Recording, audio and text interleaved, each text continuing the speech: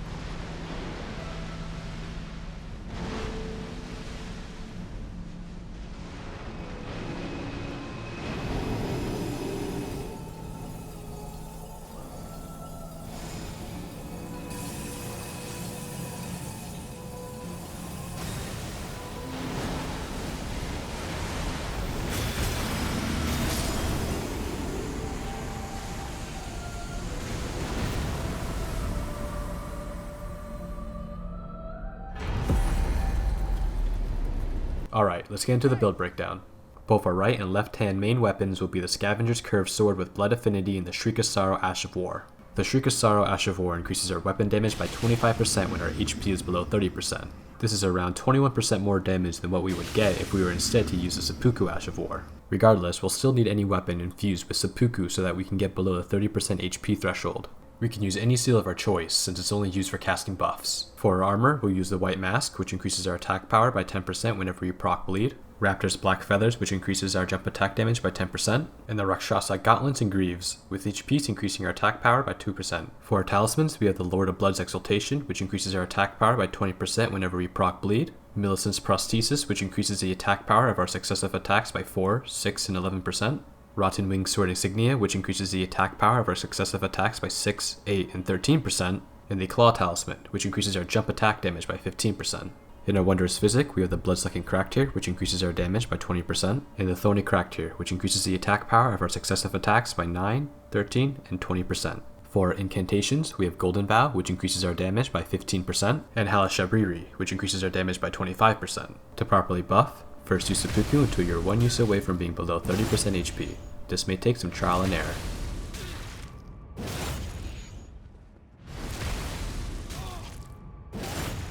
Then cast Golden Vow, Halashabriri, and use your Wondrous Physic.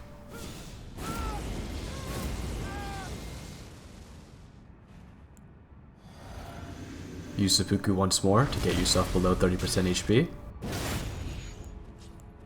Now use Shriek of Sorrow on both of your Scavenger's Curved Swords. Use as many health flasks as you would like, and you're all set. For the Consort Radahn fight, I use a separate, more complicated buffing strategy that essentially maximizes the full damage potential of this build. I want to emphasize though that this is the only boss I use this on. Every other boss was beat with the buffs you just saw. Regardless, if this is something you want to do, try your best to follow along. We first need to change our equipment. We use the Madding Hand to increase our attack power by 7.5% whenever we proc Madness, the Poison Hand to increase our attack power by 7.5% whenever we proc Poison, Age 1's Exaltation, which increases our attack power by 20% whenever we proc Madness, Kindred of Rod's Exaltation, which increases our attack power by 20% whenever we proc Poison, Sacred Bloody Flesh, which increases our attack power by 7% and then by an additional 18% when we proc Bleed, Blood Boil Aromatic, which increases our physical damage by 30%, and the Raw Meat Dumpling, which procs Poison but restores HP. Make sure you have a weapon infused with the Raptor's Mist Ash of War in your weapons inventory, And make sure you have Millicent's Prosthesis and Rotten Wing Sword Insignia in your Talisman's inventory. To buff, first use Seppuku until you're 2 uses away from being below 30% HP.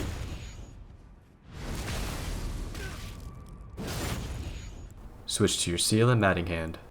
Use Golden Vow and then Howl Shabriri until you proc Madness.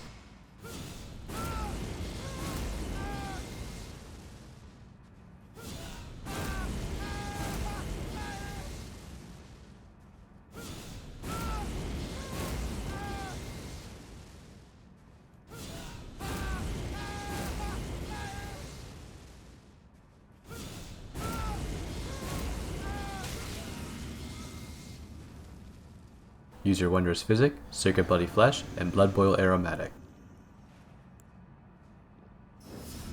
Swap weapons once and use Seppuku.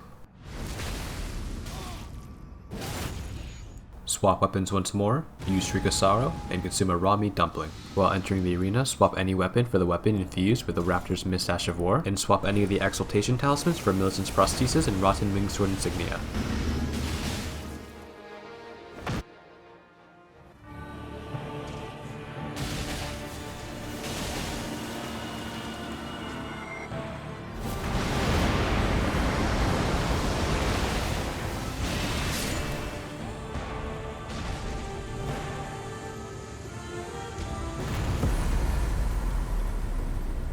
Thank you all for sticking around till the end. This was my first time no-hitting the DLC bosses with melee weapons, so it took a little bit longer than usual to make this video. Regardless, this build is really fun to use, and I hope you guys think the same. Feel free to ask any questions down in the comments section. I generally try to respond to every one of them. Also, let me know what builds you want me to showcase next. I'm kind of running out of ideas. I put a lot of effort into these videos, and it would be greatly appreciated if you all could subscribe. If you guys don't want to, that's cool too. I hope you all have a great rest of your day. Until next time.